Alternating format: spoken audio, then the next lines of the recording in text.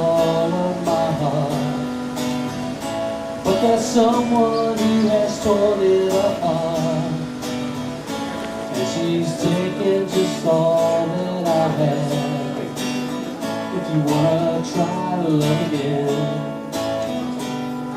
well baby, I'll try to love again, but I know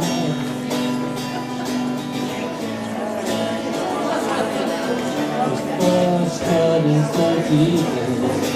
Well baby, I know the first cut is the deepest. When it comes to feeling like that she's been, but when it comes to loving me, she's one. Still want you by my side, just to help me dry those tears that I cry. I'm sure that you will try. This picks up fine. Okay, It's up to you. we have one more speaker left, and before we get to that, let me just remind you about the important paperwork that is needed at the end of the conference. Most importantly is the evaluation. Please be sure to fill this out, front and back, and to return to us at the end of this conference today. And you'll be submitting them at the back of the next room right behind you, and you will in exchange get the certificates for today. Also, the person's profile, again, the front and back, is completely voluntary, but what you do, it really helps out in supplying future conferences through the grants that we get approved. So that will help us out definitely in the future. And don't forget about the today's data DVDs that are also available, and any order forms that you want for future reference and for future use. So that'd be great. Our next and last speaker is Dianne Rudolph. She was here this morning, and please welcome her back for the final talk for today.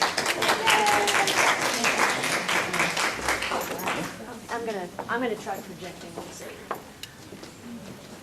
All right, I'm gonna go ahead and try to project again. So it's the end of the day, so if I start fading, just kind of throw something at me or get my attention otherwise. We're going to wrap up today with talking about lower extremity wounds. And again, some of this content kind of overlaps a little bit, kind of dovetails together, but I think hopefully that's helpful, because sometimes hearing the same message in a couple of different ways can be helpful. It kind of helps to solidify it back into the gray matter. So with that in mind, we'll go ahead and get going. So basically what we're going to do is talk about just the lower extremity wounds. These are a very, very common category of wounds that you find in practice areas, in the ambulatory care environment, in the acute care, in long-term care. You see them all over the place. So we're going to talk a little bit about prevention and then management. We're going to really focus on kind of the more common garden variety type wounds, and we'll talk a little bit about, kind of touch on some things that we've also talked about earlier today. So in terms of a demographic reality, I think as we had talked about earlier, chronic wounds are usually a symptom of an underlying problem in the population. And as our population ages, we have baby boomers that are now hitting the 65-year mark, and we have a lot of, in our population, we have a lot of vets that are, in their 70s, 80s, and beyond. As we get older, we're more prone to a lot of chronic diseases, and as a result of those chronic diseases, we can often develop wounds as a consequence of them. And you all know that, I'm preaching to the choir. But just a couple of interesting statistics. 70% of pressure ulcers actually occur in the older adult population. So although we have pressure ulcers that run the gamut in terms of the age range, we see pretty much the large percentage in individuals over the age of 65. So it's a problem that's not going away. If anything, it's getting worse. About 10% of pressure ulcers occur in the long-term care environment, and that's pretty much across the board nationally.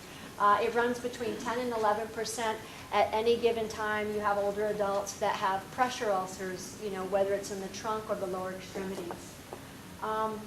2.5% prevalence of lower extremity ulcers in the population in general. That's a pretty significant amount. And about 8.9 out of 1,000 older adults have lower extremity ulcers. So as you can appreciate, it's a pretty significant problem, and it's not going away. I want to start with talking about venous ulcers. You've heard a little bit about venous ulcers already, but it is a very, very common type of vascular ulcer. It is probably the most common type of lower extremity wound that you're going to see in the population. And what's probably really critical to keep in mind is that it really accounts for about 70 to 90% of all cases of lower extremity ulcers. So one thing to probably keep in mind is that with our diabetic population, that number is probably maybe a little bit lower than the national average because we have such a large percentage of diabetics in our population demographically, but it's still a significant issue. So the venous ulcers, what do they look like? It's kind of one of those things where if you see it, you know exactly what it is. They most commonly are found in the lower extremity, usually in what we call the gaiter area. And by gaiter, we mean between the knee and the ankle. Those are the most common location. Typically, we see a lot of hemosiderosis or hemosiderin staining. We see the wounds themselves are very irregular in shape. Almost sometimes looks like a rat went in and chewed the edges. They are highly exudative for the most part.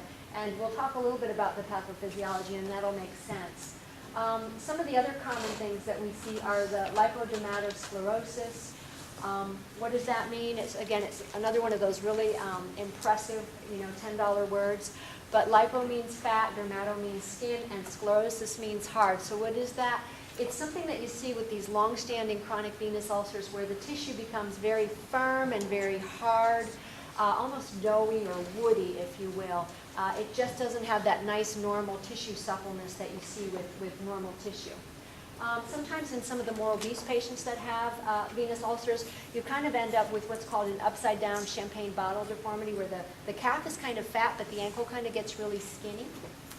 And of course, we see the hemosiderin staining. That is that dark, discolored, hyperpigmented staining that you see. It almost looks like somebody had their legs hanging out the window going down the highway and they got a suntan from about the mid-shin down. That is a hyperpigmentation. It's a chronic situation that we see with these patients. It's a very classic finding. And for the most part, it really is irreversible. So the standard of care for venous ulcers is compression and an appropriate absorptive dressing. Those are the two main stays of treating these venous ulcers. You have got to compress them, and you've got to provide some type of a moisture retentive dressing that is absorbent that will, again, help to wick away that exudate, keep that moist environment to allow for those phases of wound healing, for the wound to be able to autolytically debride itself, to be able to get itself clean, to proliferate, and to epithelialize. So when we talk about the pathophys, a lot of times we think about, okay, well, how exactly does this happen? Essentially what happens is, if you think about it, as I'm standing here talking to you, I am walking around, but if I stop walking, I have these pools. Your blood vessels are kind of vertical or perpendicular to the earth, so you have these columns of fluid. And gravity is pulling down on those columns of fluid. And again, over time, you get what's called an increased hydrostatic pressure. So pressure builds up in these columns. In a normal situation, if you have somebody where everything is working as it should, I'm standing here, I'm walking around, there's a little bit of blood pooling in my legs, but then as I move, my calf mechanism, my calf muscle is contracting and relaxing. And so what it's doing is it is compressing the one-way valves in my legs, and it's promoting venous return back up to my heart. That's all as it should be. And that is why I don't have edematous legs or discolored legs or venous ulcers. However, in a large percentage of the population, we end up with what's called venous insufficiency, valvular insufficiency. So the valves just don't work, and they don't work for any number of reasons. You can inherit bad veins. Unfortunately, that can be a real big issue. They tend to run in families, or they can be acquired. So anything that can damage the veins can potentially put you at risk for the development of the venous ulcers, chronic venous insufficiency. So what happens is you have these veins, you no longer have the ability of the heart to be able to return that blood, the calf pump mechanism to return the blood back up to the heart.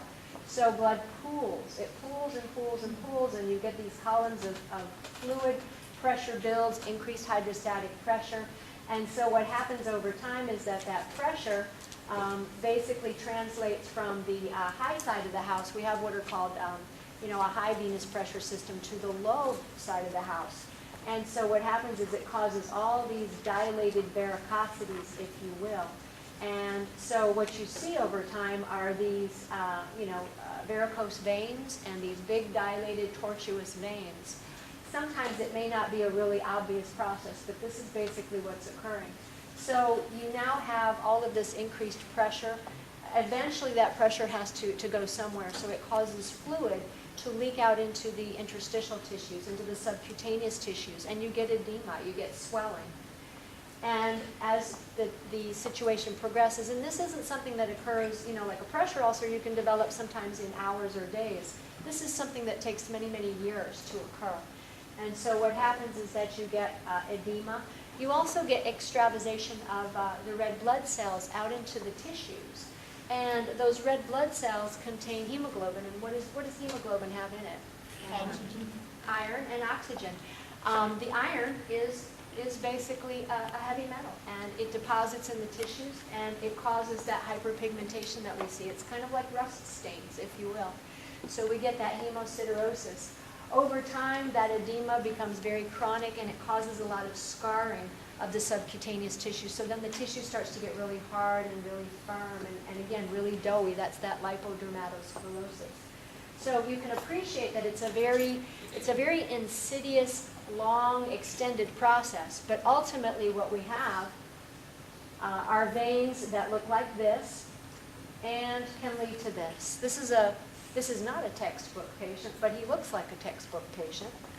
This is a gentleman of mine that was from a community nursing home, a little elderly gentleman, and he has very classic chronic venous insufficiency. So you can see that we have this hemosiderosis, we've got this hyperpigmented skin, again from about mid-shin down. It just looks like some kind of weird abnormal discoloration, but that's your hemosiderin staining. If you were to press or palpate the skin, it would be very firm, very, very hard. Eventually... Leathery? Yes, it could be leathery-like, absolutely. They also get, because of that chronic swelling of the skin and that chronic inflammation, they will often get venous dermatitis or stasis dermatitis, which can be very itchy and very uncomfortable as well. And we usually manage that with pulsed topical steroids to help manage that. But you can see here that we have this very classic type of stasis ulcer. The margins are very, very irregular. It's occurring over the lateral malleolus or ankle, and that's one of the very common sites are the medial and the lateral ankle bones are very, very common sites. You can also get them a little bit higher. But when we talk about gator area, this is what we're talking about, usually in this area right in here. So that is a very classic type of stasis ulcer, and again, because you have all that hydrostatic pressure and edema many, many times, you end up with an open wound, and that is sort of like opening up a spigot, and that's why they drain so much, because it's the path of least resistance, and you have fluid flowing out of these wounds. Here's a close-up just to show you, same kind of situation.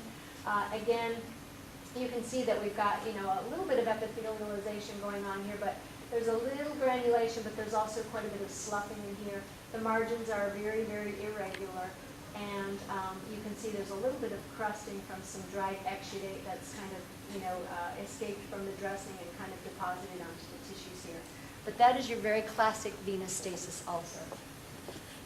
Here's another example. Again, you can see that in this case we had a very highly exudating type of a wound.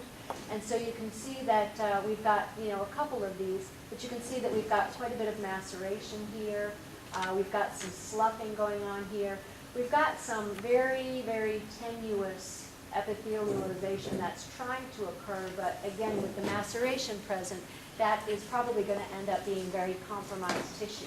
But you can see that we also have, one of the other things that happens is that this chronic irritation, this chronic stasis change, also causes something called elephantiasis.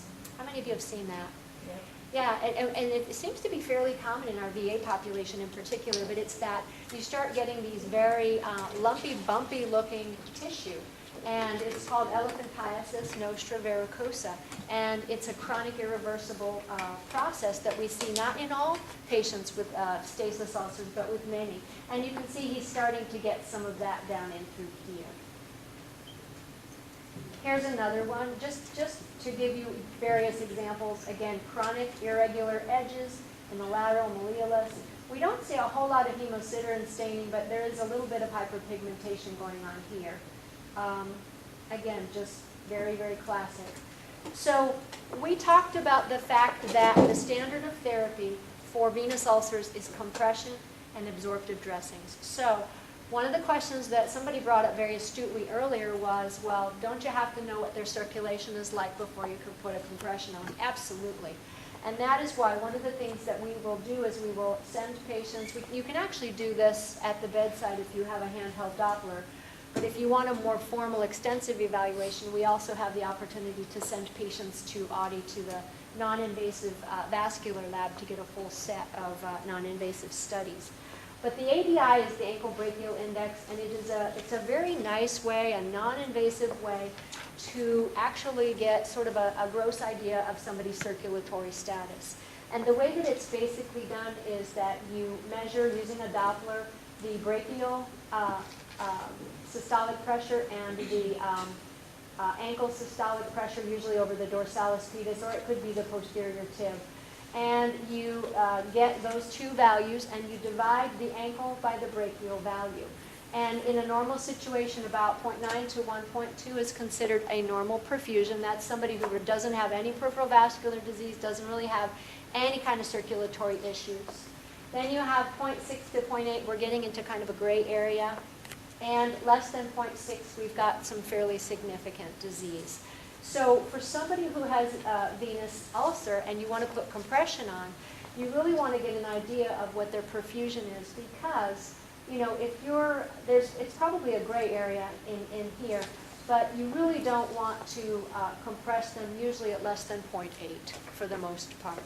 You know, in some cases you can do a little bit of a modified wrap if you feel comfortable, but for the most part, for compression therapy to be effective and for it to be safe, you really have to do 0.8 or higher as far as their ankle brachial index is concerned. Now, another caveat to that is what happens with a lot of diabetics' blood vessels over time. They have micro and macrovascular disease, but they get a lot of calcification too, don't they? So what do you think happens with a calcified vessel if you try to compress it? Yeah, it may be very difficult to compress because you get that firm calcification, so you can't really compress the vessels. So you have to be a little bit cautious because in diabetic patients in particular, they are prone to having a lot of calcification in their vessels.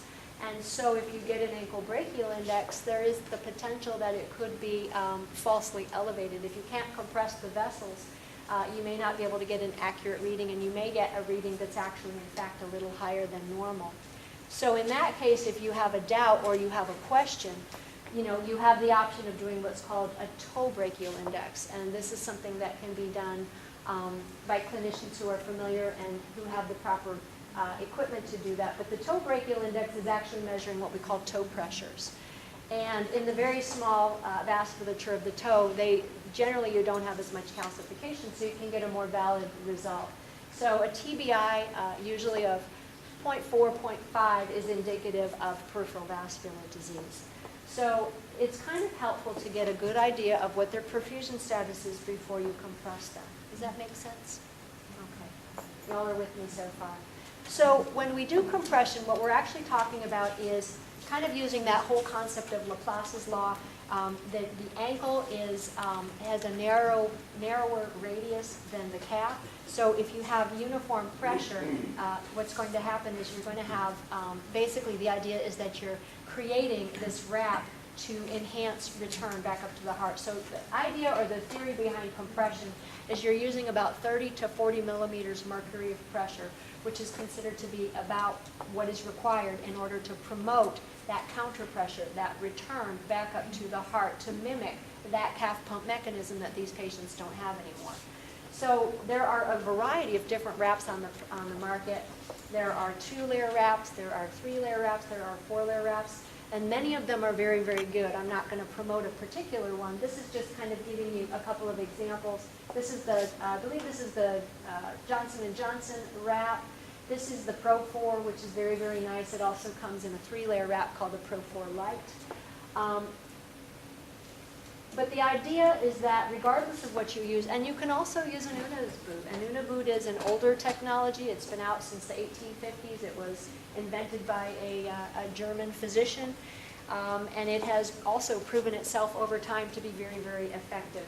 But the idea is that you are applying counter pressure from about the base of the toe all the way up to just below the knee. And the idea is that by doing that, it creates that counter pressure to promote venous return. It also helps with reducing the vascular congestion, helping to control edema, and edema is a huge enemy to wound healing, so controlling that edema becomes very, very important.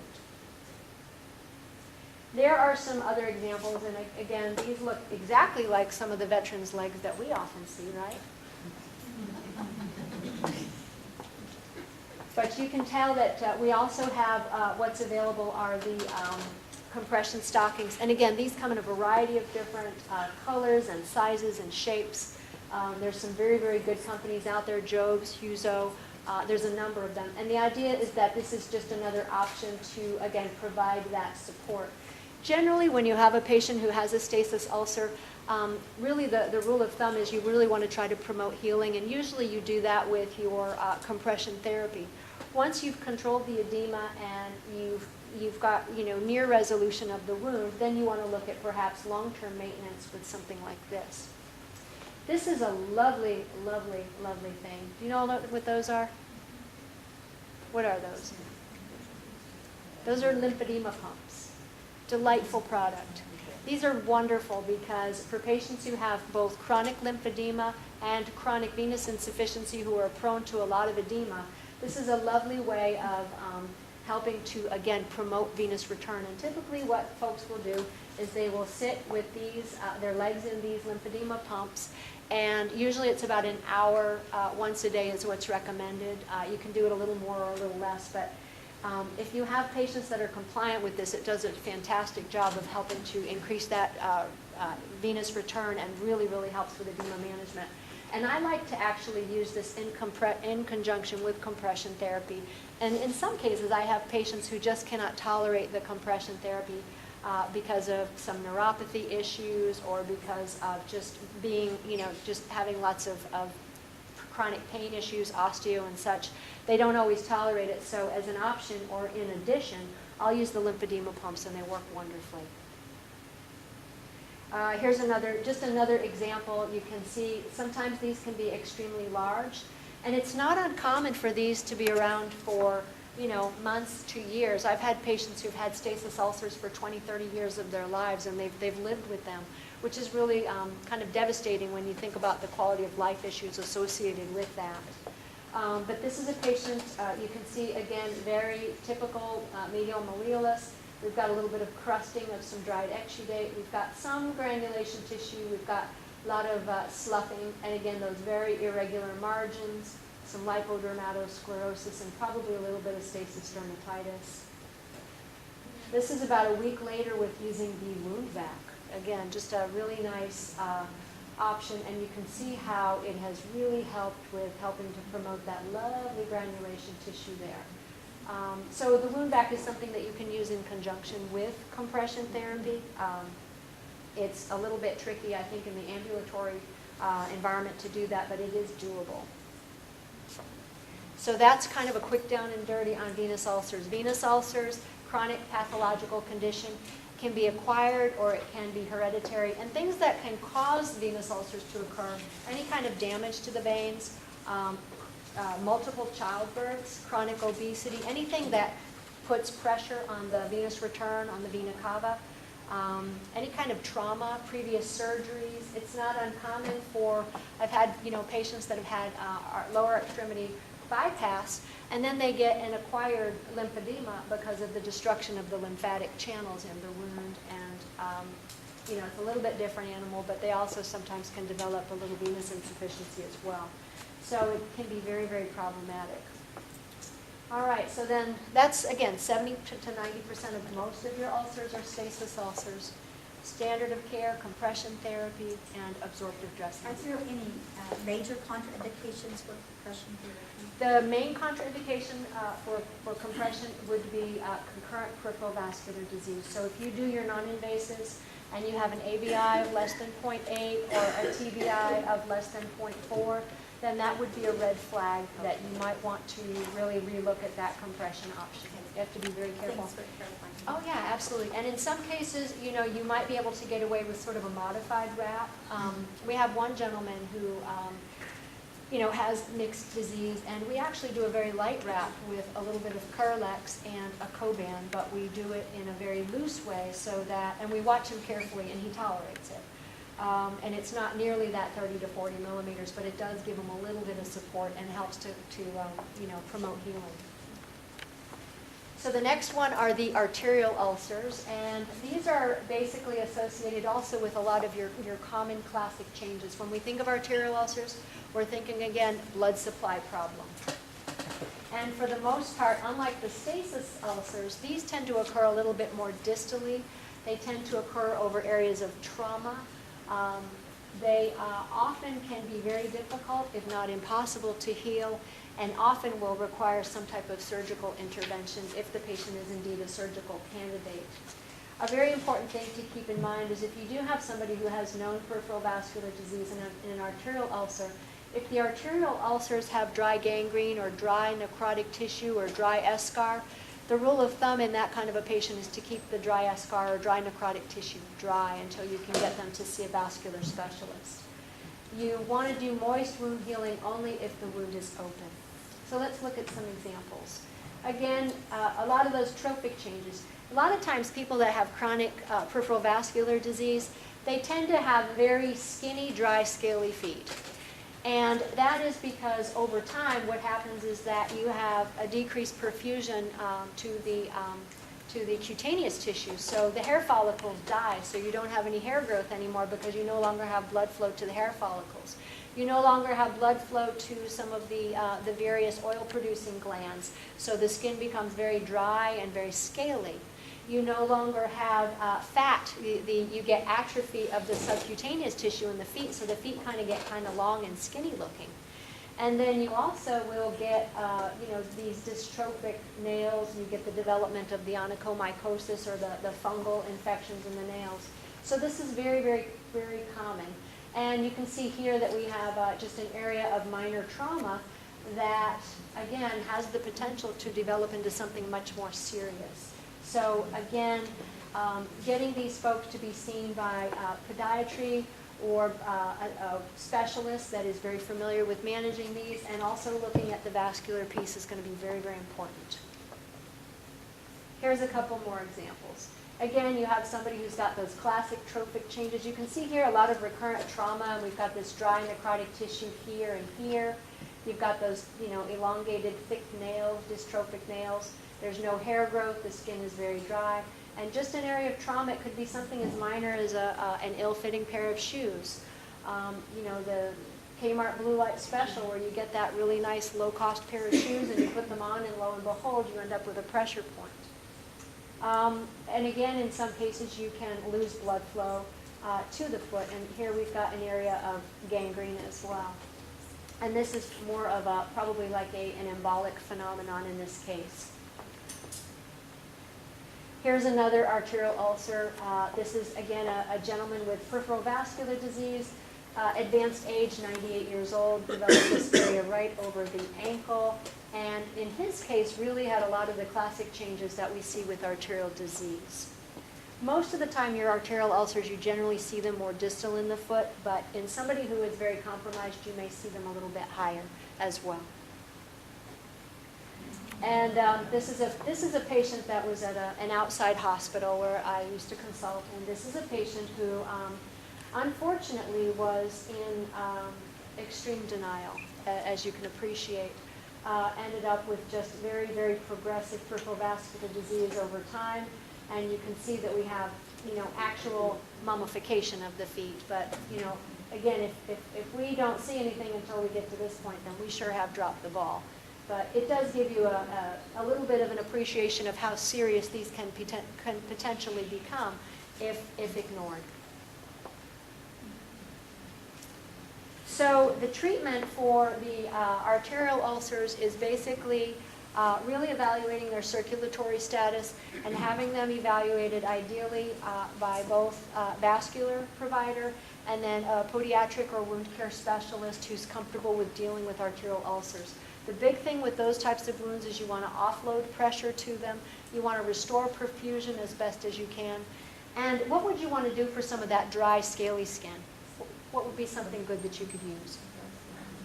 Yeah, A&D ointment, Vaseline, some kind of a nice thick emollient, a urea type cream is also a good option. Lachydrin, anything, it just depends on what you have in your arsenal, but a good topical emollient, Absorbase, A&D, anything like that is very, very important because, again, you have that dry, scaly skin, and it's dry and scaly, and it can definitely predispose that patient to infection, cellulitis, and other ulcers. So the next, these are sort of like the top three perpetrators, if you will, the venous ulcers, the arterial ulcers, and then also what we call are the neuropathic ulcers or the diabetic foot ulcers. With these, what we typically see is these usually will occur on the plantar surface, but you can have them on other areas of the foot. But when we think about neuropathic ulcers, we're really thinking about wounds that occur in individuals who have lost protective sensation. And I know Cherie had talked about that earlier. But again, pain is the gift that no one wants. And one of the things that's really critical is that pain is really the thing that tells us that there's a problem. So if you have someone who has significant neuropathy, either from poorly controlled diabetes, B12 deficiency, alcoholic neuropathy, or other types of neuropathy, they lose that protective sensation. So it is not uncommon for them to develop wounds, especially on the areas of trauma or areas on the plantar surface. The big thing with these is that it's critical to address the underlying disease. So if it's a vitamin deficiency, you have to address that. If it's diabetes, you have to address the diabetes. If there's concurrent comorbid conditions like circulatory issues, you've got to address those too. You have to address infection, as we've talked about before, moist wound healing, and probably the most important thing is to offload pressure, offload pressure, offload pressure. And again, we have podiatry in the back that will definitely tell you that you can do the best wound care in the world, but if you're not offloading pressure to these wounds, they're just not going to heal. So here's a fairly classic patient. Again, full thickness neuropathic ulcer. One of the things that happens with these wounds, especially on the plantar surface, is that when you develop these ulcers, number one, the individual oftentimes, they don't even realize that they have a wound on their foot until they see blood or pus in their sock and shoe, and by that time it's usually a pretty serious event that they're dealing with. But the other thing that the body does is sort of an abnormal compensatory response is that the body builds up this layer of hyperkeratotic tissue or callus around the wound, and it kind of creates that sort of a donut effect.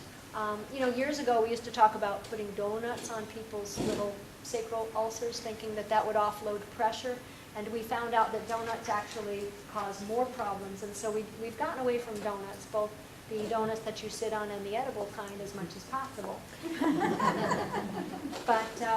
But in this case, it creates a donut effect too. So you get this ring of hyperkeratotic tissue, and so what that does is cause even increased pressure on the wound, and it makes it worse. So a very important principle with the neuropathic ulcers is appropriate moist wound care, debriding the hyperkeratotic tissue, and offloading pressure to those areas. So this is just a before and after, again, just, very nicely just kind of shaving off that hyperkeratotic tissue with the blade. And that way, too, it allows you, the picture's a little bit blurry, but it allows you to sort of see what you're dealing with, because many times it might be the tip of the iceberg. So if we have here kind of an open full thickness wound, just sort of extends into the subcutaneous tissue. But certainly, something that would be amenable to appropriate care.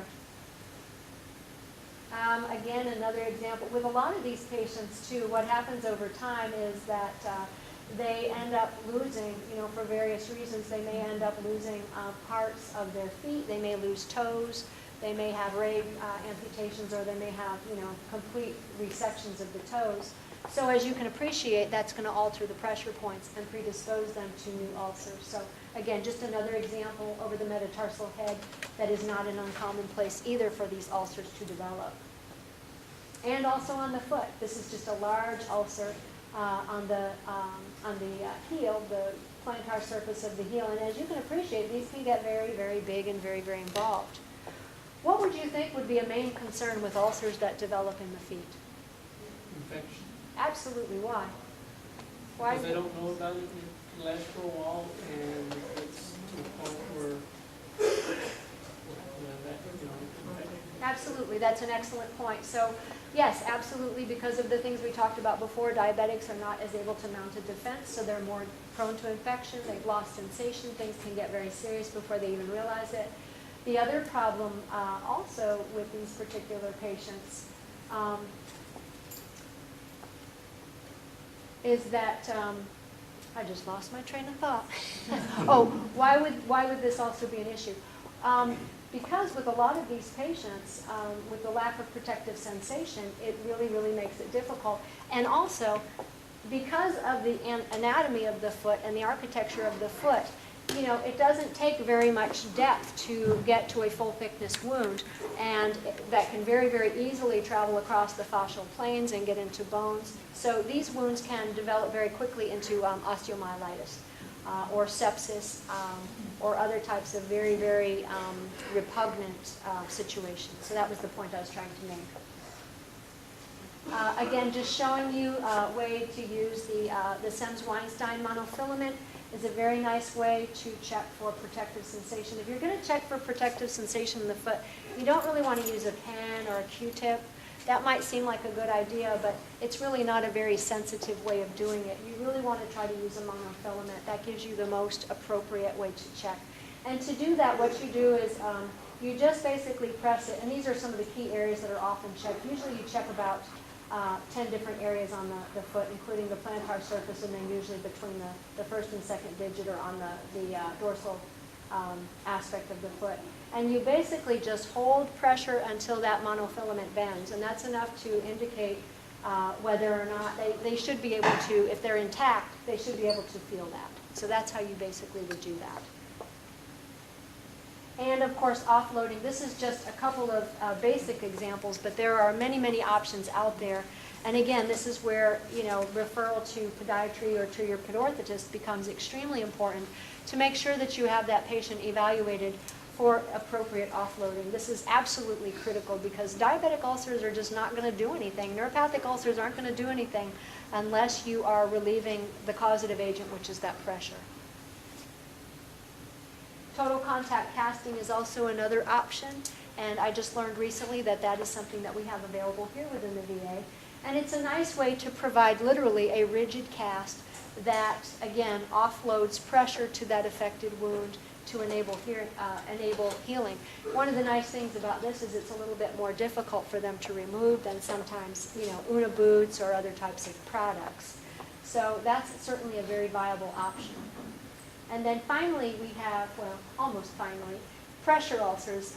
And again, you've heard a lot about this, but just a couple of things to throw at you with respect to pressure ulcers. The inconsistency in staging is always an issue, so we need to be very, very attuned to that. We talked about this earlier. If you see necrotic tissue, it's going to be at least a stage 3, no matter how small the ulcer. Stage the wound after you clean it. We talked about reverse staging. And then the other thing about, as Cherie had mentioned, is it a pressure ulcer or is it something else? One of the things you always want to be asking yourself when you're looking at that wound is, what is the cause? What's the culprit? Why does this patient have the wound? Because as you're even hearing now, knowing what the cause of the wound is going to guide how you treat that wound. So again, unstageable to stageable. And again, here's another example of a device related. And what's really interesting here is this is a patient who was wearing Kerrville boots of all things, and designed to offload pressure. But if you put somebody in a pair of Kerrville boots and you cinch them up so tight that they don't get kicked off and they don't go anywhere and you don't check them, lo and behold, you can still get problems. And in this case, this is a patient who also has some concurrent peripheral vascular disease, so we've got kind of a mixed bag of tricks here. The deep tissue injury, I'm just going to skip that because we have talked about that. Again, just another option for your more non-ambulatory patients. This is a nice way to offload heels. You also have the multi-POTUS boot, which can float the heel. And it's nice, too, because it helps to suspend that foot in a neutral position to help avoid, foot drop. You also see this. This is the EHOB waffle boot. It's okay. It tends to be a little bit hot and traps the heat, but you may see that in some settings. And this is just basically a foam wedge where the heels are being floated and you have this underneath the calf. But again, you have to be careful because you still have pressure here that you have to monitor. So one of the things that you want to think about is that you've looked at the wound, you've figured out, or at least you think you've figured out what it is. You are doing all of the appropriate things for that wound, including appropriate topical therapy. You're managing their comorbidities, and you are doing, everything that's necessary. You're making your appropriate referrals to specialists as needed. Something's still not happening. It's just you're still not making progress. So just a couple of other things that you want to think about. Do you have infection? Do you have cellulitis? Again, it may not always be obvious, and cellulitis may not always occur in the presence of an open, frank wound. So if you see something like that, you certainly want to be a little bit suspicious. And you can see here we've got, this area where you've got quite a bit of erythematous changes. You've got some open denuded areas, and you've got all this weeping and crusting, that's pretty suggestive of probably an underlying staph infection that's evolving here. We've talked about this a little bit, so you'll have it as part of your references. So I'm not gonna beat a dead horse, so to speak, and I apologize if I offended any animal lovers out there. But again, you just always want to think about: is it colonized, or is it critically colonized, or is it infected? And you want to address that accordingly. The other thing that's always important: if you have a patient who has a chronic wound, it looks like a venous ulcer, it smells like a venous ulcer, it tastes like a venous ulcer if you're really brave, and you're thinking, okay, I'm treating this wound accordingly, and it's not healing, and if anything, it's getting worse, and it doesn't seem like it's a circulatory issue. You've looked at everything else. Just kind of be aware that it is not extremely uncommon for venous ulcers sometimes to convert into malignancy. So you can get something called a marginal ulcer that can occur in an open wound. So if you have a wound and you're doing everything appropriately and the wound is not responding to proper therapy, you might want to consider referring that patient for a possible biopsy. And that's a very important clinical pearl, especially with your lower extremity wounds. Calciphylaxis, again, we have more than our average share of diabetics in the population, and we have more than our average share of diabetic nephropathy as a result. So we do see more dialysis patients. This is a skin complication that we sometimes see in dialysis patients. It's called calciphylaxis, and it's usually a result of an abnormal metabolism of calcium. And they basically get these little calcium deposits in the microvasculature that will actually decrease blood supply to various parts of the tissue and become these large necrotic areas, and certainly are in need of attention. These can occur in the legs, the upper thighs, really almost anywhere in the body. Pyoderma, again, a little bit less common culprit, but it is something you can see. Yes, sir? So what's your threshold for sending a patient out for biopsy for the cancer, or if you think it's a suspected cancer? I think a lot of times it's going to depend on your clinical judgment, but if you're doing everything, you've addressed the perfusion, you've addressed any kind of colonization issues or infection issues, you're doing everything appropriately and it's getting worse, and you know that there's not a compliance issue, if I would probably you know, it's probably going to be very dependent on the patient, but you're doing everything appropriately, it's getting worse. You know, I would probably have a low threshold of probably 3 to 4 weeks. If it's not getting better in 3 to 4 weeks, you may want to consider biopsying it. And that's where you could do either your excisional or your punch biopsy. Okay. Does that answer your question? Okay. Pyoderma is it's an autoimmune disease that we often see sometimes in patients who have concurrent Crohn's and inflammatory bowel disease. That would be just another potential differential diagnosis to consider. Again, it's one thing that would again be diagnosed with biopsy if your wound is not responding to appropriate therapy. The topical therapies, you are going to get a little bit more on this, but I'll include this in your handout just as a little bit of another reference. Debridement we've talked about, very, very important. There's a before and an after. So in terms of wound care pearls, getting back to the staging, try to master staging as best as you can. In terms of topical therapies, you know, I think one of the things that can be very overwhelming for a lot of folks is they think, oh gosh, I've got to know all these different products. It's kind of like going back to when you learned Pharmacology 101. The best thing is to learn the categories and then know 1 or 2 product names within that category, and that will really take you far. So just instead of learning all product names, learn product categories. One size doesn't fit all. What works for patient A, who has the same thing as patient B, may not necessarily work for that patient. So you always want to be flexible and modify and assess and reassess. If you're doing a topical therapy in general and the wound isn't responding, I would give it about 2 weeks, and then at that point, if the wound is not improving, then it's time to think about changing to another topical therapy.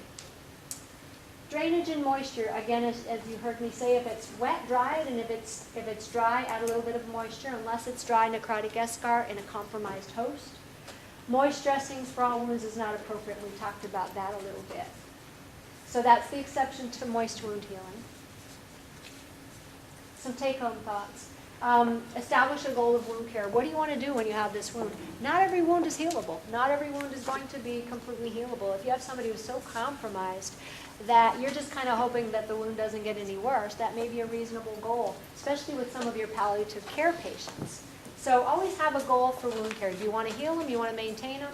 You want to prepare the wound and then send them for surgery? Have a good goal in mind.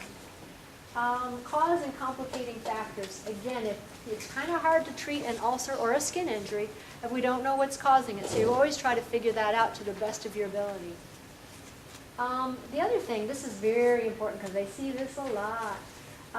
If you expect a wound to heal faster than it's capable of doing, you're going to keep changing things, and it gets very confusing and it gets very expensive. So as I mentioned, you know, give something a good solid 2-week window, and if it looks like it's not healing, then you may want to rethink that.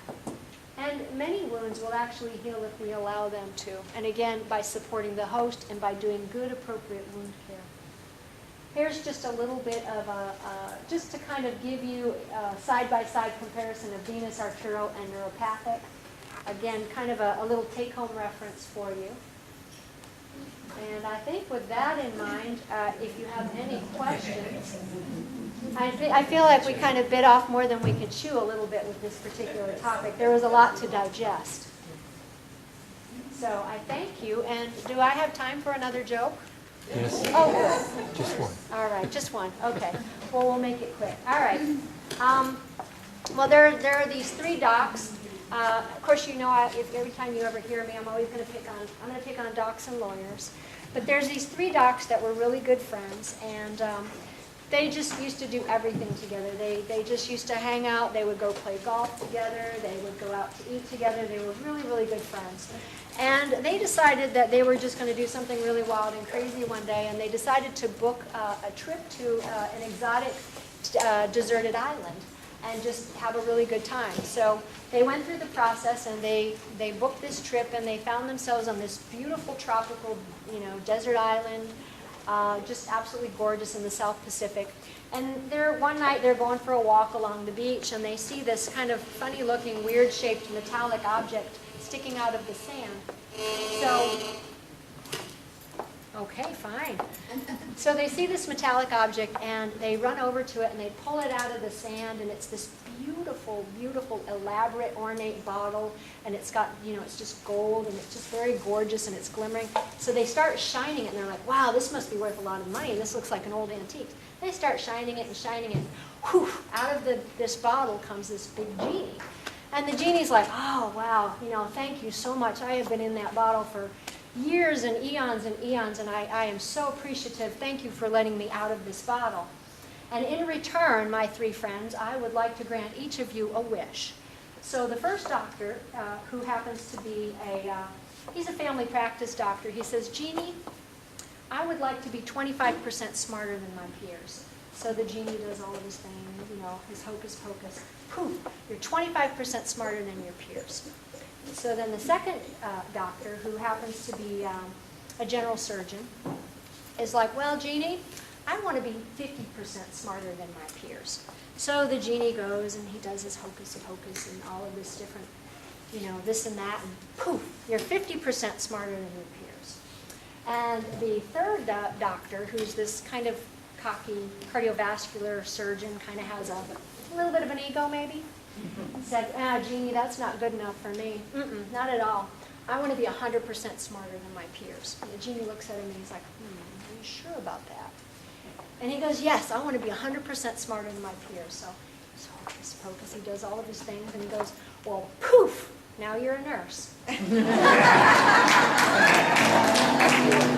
Thank you very much. Hello, everybody. I know you're disappointed with pitching early, right? No, okay. We just need your survey and your evaluation form. And you can bring it to the back, and we'll give you your certificate. Tomorrow we'll have a program with you. It's going to be advanced criminalities. It's going to be event, live information. So registration is 7:30 to 8. Thank you for attending today. Have given you all of my heart. Yeah, because she's going to be But there's someone who has torn it apart. And do you want me to still hang out in it? She's taken just all that I have. If you wanna try to love again, well baby I'll try to love again, but I know